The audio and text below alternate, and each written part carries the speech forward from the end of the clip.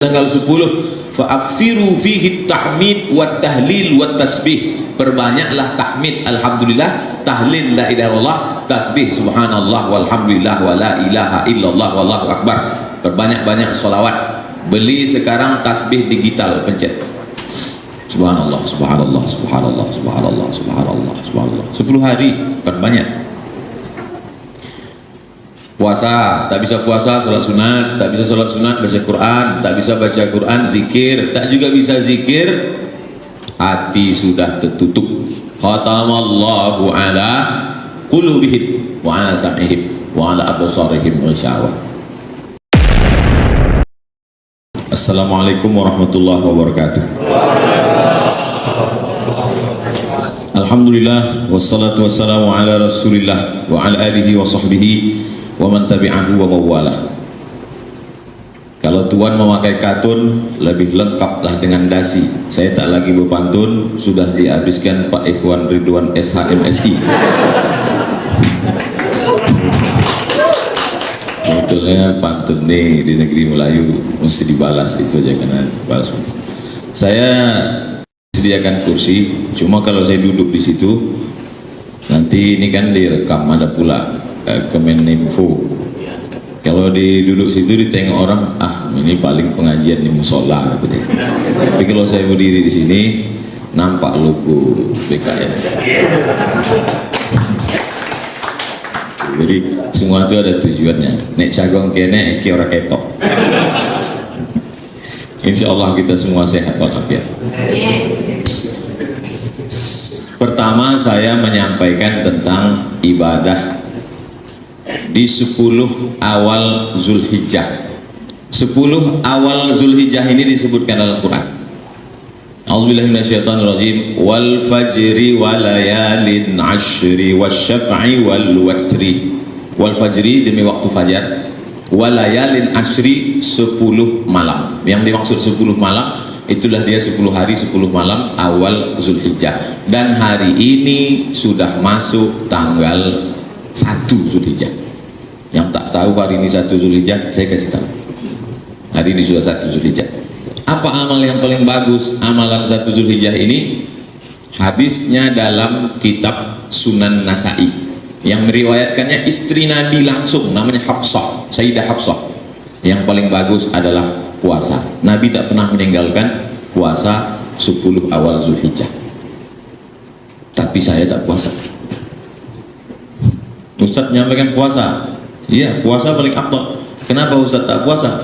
Karena mau berhadapan dengan Pak Kepala BKD. Tapi besok tak ada tawar-menawar.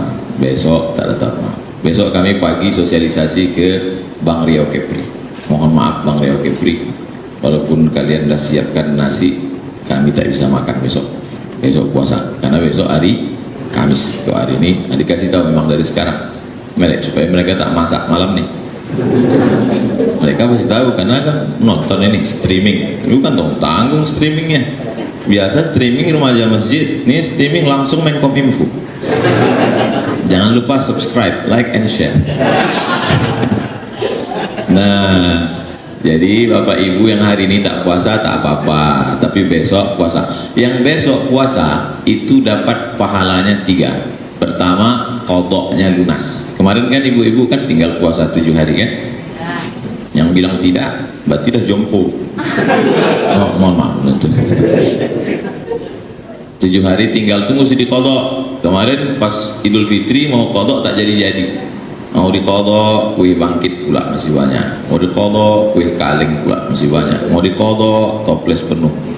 Tak jadi. Maka besok kesempatan. Qadoknya lunas, dapat pahala puasa Kamis, dapat pahala puasa awal Zulhijjah. Insya Allah 3 hari bisa. Kamis, Senin, Kamis, 3 kali. Yang bisa 10 hari, mantap, teruskan. Tapi Pak Ustadz, ada Ustadz yang ceramah itu katanya puasa di 10 awal Zulhijjah itu hadisnya nggak ada. Yang meriwayatkan istri Nabi. Tapi ada hadis lain, riwayat Aisyah. Aisyah mengatakan Nabi nggak puasa. Ini masalah ini. Satu hadis Hafsah mengatakan Nabi puasa, hadis riwayat Aisyah mengatakan Nabi tidak puasa. Itulah makanya jangan baca sendiri bingung sendiri. Berguru ke Google ya bingung. Maka baca keterangan Imam Nawawi. Kata Imam Nawawi, yang dimaksud Aisyah, Sayyidah Aisyah, Nabi nggak puasa kalau sedang musafir. Musafir tak puasa, karena tak baik sedang musafir itu kita puasa. Nah itu juga jadi alasan nanti Bapak Ibu BKD mana tahu ada tugas luar kota, pas hari Senin hari Kamis kau puasa, musafir. Kalau saya diajak orang makan, saya tengok dulu, kalau kira-kira saya membayar, saya bilang saya musafir, puasa. Jadi kalau tengok nampaknya agak dia, Ustaz puasa? Tidak. Itu namanya cerdik pandai. Nah, bagi yang tak bisa puasa, waktu saya cerita puasa sunat, meleleh air mata bapak itu menangis. Bapak nangis kenapa?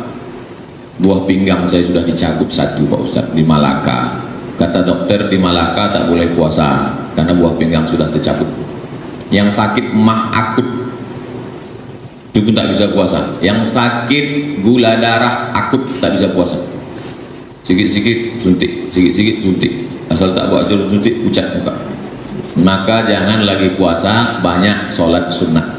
Pagi sebelum berangkat sholat duha.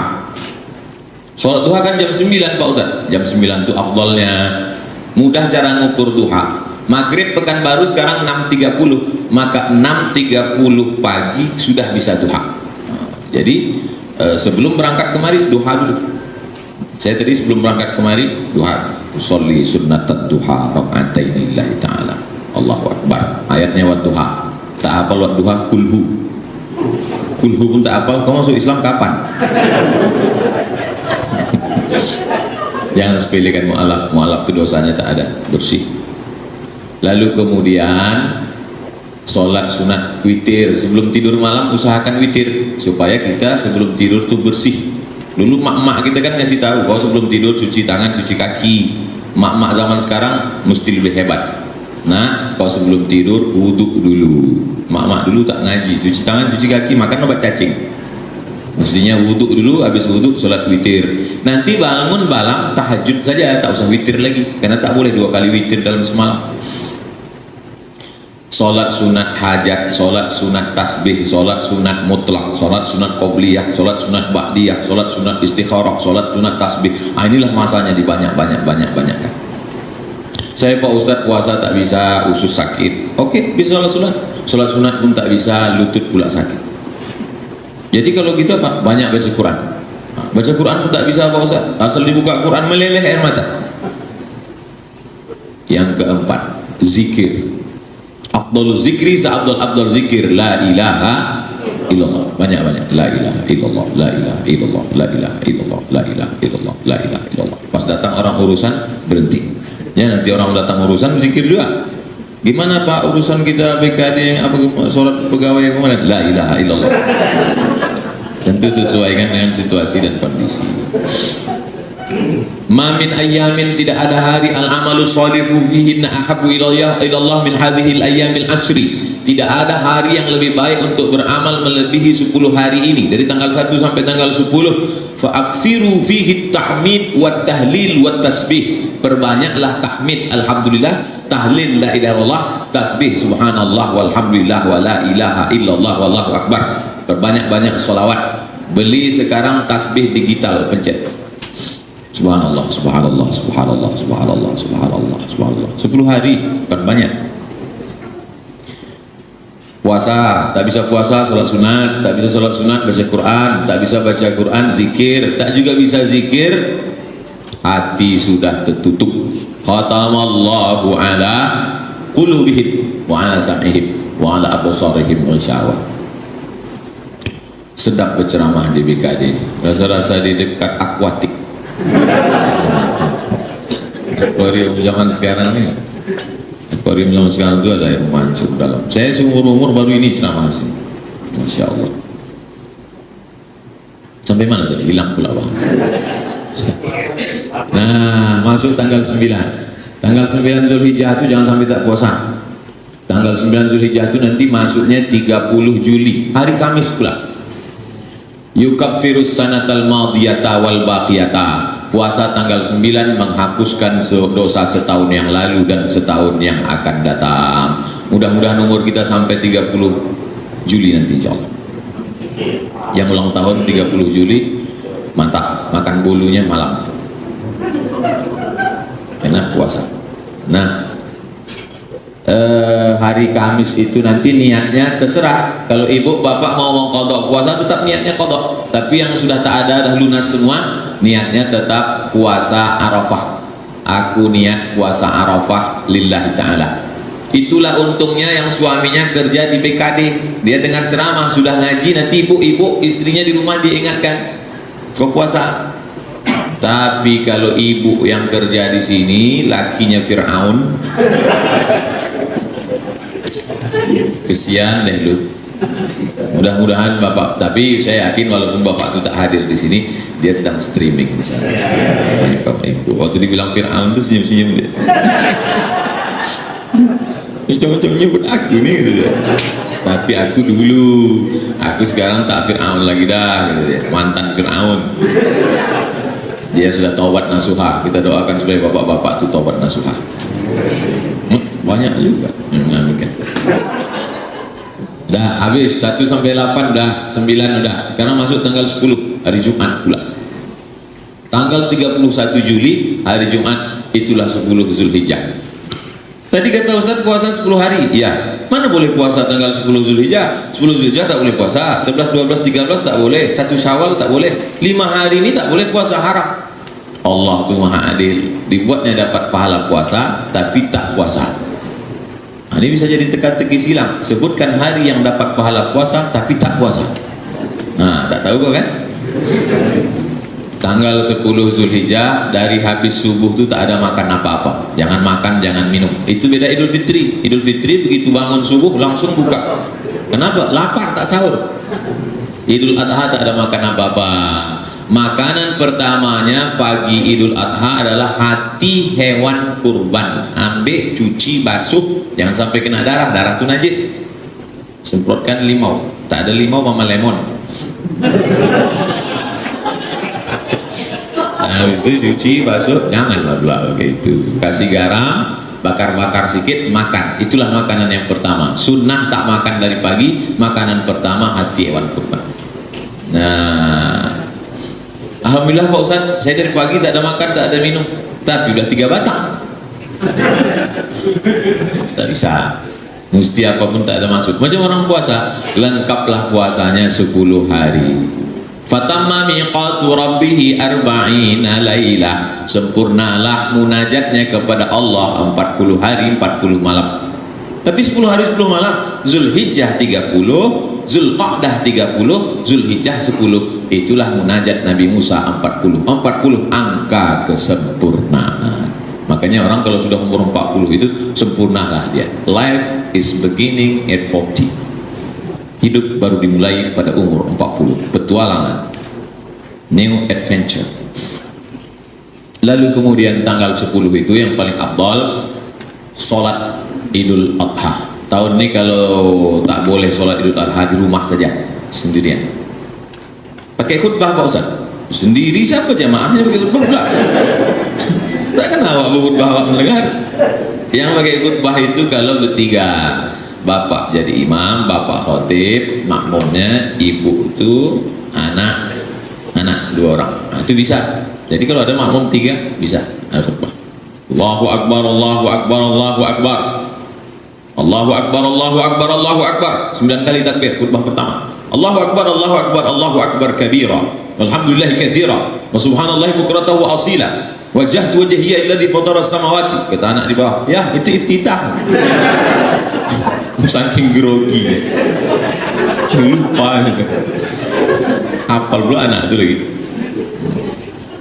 Oleh sebab itu maka khutbah Idul Adha ini sama macam khutbah Idul Fitri. Rukunnya 5. Alhamdulillah, selawat, ayat, wasiat takwa, doa, duduk. Makanya nanti kalau mana tahu mendadak jadi khotib pegawai BKN, disiapkan mimbar, siapkan kursi situ. Karena duduk antara 2 khutbah itu duduk sejenak. Kalau tak ada kursi di mana mau duduk? Tak mungkin mencangkung. setelah itu barulah selesai khutbah, ambillah kambing tadi. Kambingnya akranaini, bertanduk. Jangan potong kambing tak bertanduk. Kenapa? Kambing belum akil balik. Dagingnya lembek, orang makannya jijik. Kita kalau sedekah tuh kasih daging yang paling berkualitas, paling mantap. Akranaini, bertanduk. Setelah itu pula barulah amlahaini, putih bersih, kambing yang paling disukai, disembelihlah. Bismillahi wallah, hadapkan ke arah kiblat. Mana kiblat kita? Sana kiblat. Kepala kambing itu di sebelah kiri, arahkan ke kiblat. Bismillahi wallahu akbar, Allahumma taqabbal min fulan bin fulan.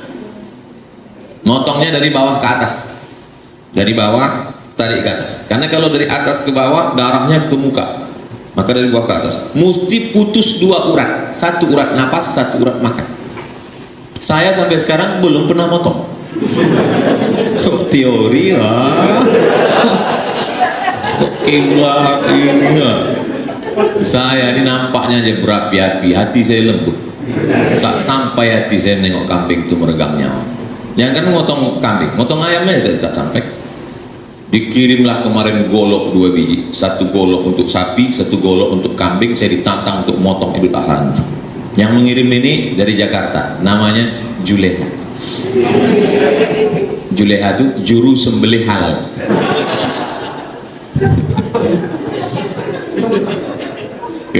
Sekarang sudah ada namanya Juleha. Jadi rupanya banyaklah sekarang orang ini menyembelih tak halal. Dipotonglah kambing pakai pisau tumpul, meregang nyawa kambing itu. Kata kambing kalau belum serius tak begini ceritanya. Iza zabahtum fa ahsinul zabha, kalau menyembelih sembelih dengan baik.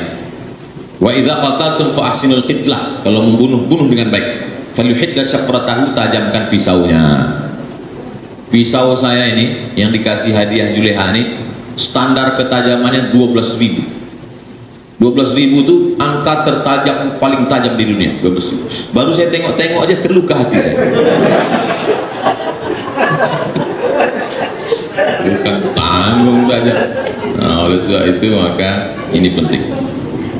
Pak Ustadz, boleh tak kami simpan daging nih Pak Ustadz? Ada hadis menyebutkan kulu la tadakhiru, makan jangan simpan. Satu hadis lagi mengatakan iddahiru, simpanlah. Gimana ini ceritanya? Nabinya satu kok bisa pesannya dua? Satu mengatakan jangan simpan, yang satu mengatakan simpan.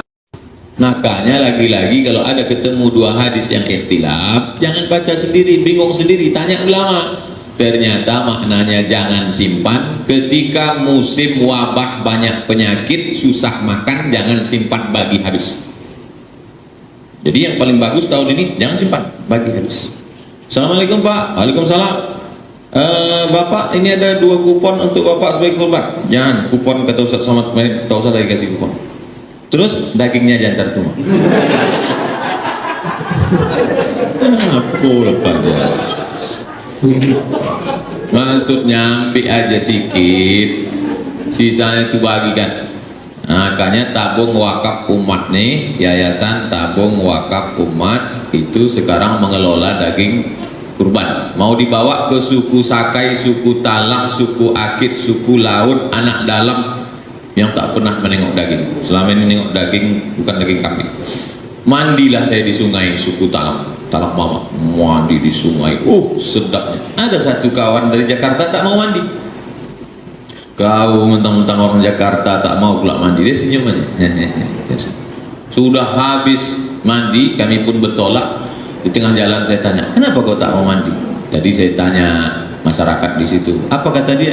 Di sana itu rupanya orang sedang motong babi, dagingnya ditempelkan ke rakit. Jadi aku tadi mandi pakai air babi. Patutlah kau tak mau mandi. Air sungai tidak lagi seperti itu, tapi karena dia orangnya warak, takut. Maka ini maksudnya banyak saudara-saudara kita di hutan itu maaf beribu maaf, sulit ekonomi, maka sekarang kita sebarkan. Maka saya anjurkan di Pekanbaru yang tinggal di perumahan klaster, tak usah lagi makan kambing. Itu apa? Ini kadang disimpan daging kambing itu sampai berhari-hari, sampai pintu kulkas tak bisa ditutup. Asal ditutup menyipak kaki dari freezer. Ilaha illallah. Ada tadi Ustadz Pak pegawai BKN Pak Junaidi, BKD Pak Junaidi, itu beliau pengurus masjid. Seumur-umur saya dikasih daging dari masjid, tak pernah saya ambil di Harapan Raya Bukit Barisan. Seumur-umur ini suruh, ini ada daging untuk Ustadz satu, bagikan. Kenapa Ustadz tak mau? Saya sudah dapat banyak. Untuk banyak-banyak makan kambing. Bahkan kita ini sekarang di Pekanbaru banyak yang tak bisa makan kambing. Saya ini Pak Ustadz memang tak bisa lah kalau kambing. Baru menengok aja udah naik darah tinggi saya. Oleh sebab itu maka yang paling afdol ini kita bagi-bagikan saja. Bagi yang orang tuanya sudah meninggal, kapan lagi berbakti sama orang tua? Inilah masanya. Ini 2,5 juta untuk kurban saya, ini 2,5 juta untuk almarhumah mak almarhum ayah saya. Mudah-mudahan rezekinya berlimpah, amin. Saya punya waktu sampai jam 9.30. Sesudah itu Ustadz Al-Nok Dinar mempresentasikan, itu bahannya sudah, Yayasan Tabung Wakaf Umat. Setelah beliau presentasi, barulah saya menjawab pertanyaan-pertanyaan Bapak Ibu yang sudah. Tolong pertanyaannya agak bergizi sedikit. Ini ada kemarin nanya, Ustadz Somad, kami bawa hewan kurban, setelah sampai di masjid rupanya lepas, belum dapat, cuman hukumnya? Nah, jadi ini yang pertanyaan macam itu yang lalu biarlah berlalu. Tahun ini kita kurban lagi. Nah, gitu. Saya banyak terima kasih kepada Bapak Kepala BKD Pak Ikhwan Ridwan SH MSI karena memberikan kesempatan kepada kami. Ini kami minta izinkan kami presentasi tabung wakaf umat di tengah pandemi, bisa diberikan kesempatan, Masya Allah. Tapi saya tetap ikut protokol sampai di pintu tadi. Selama ini biasa kalau sampai di pintu kita disambut tolak al-badru alaina, sekarang enggak, tembak kening langsung, pang, 3 menit. Sesudah itu tak ada salaman, kita ikut protokol. Kemudian ini sengaja saya gantungkan nih. Beberapa hari ini saya copot, saya masukkan di komen di bawah, pakai masker lah Ustaz. Sekarang tak bisa. Sekarang kalau kalian komen pakai masker lah, nih. Kita tetap ikut protokol kesehatan. Terima kasih Ustadz Al-Nok Dinar LC, Ketua Yayasan akan presentasi. Setelah itu baru saya jawab pertanyaan-pertanyaan Bapak Ibu. Silakan tulis di kertas. Terima kasih. Wassalamualaikum warahmatullahi wabarakatuh.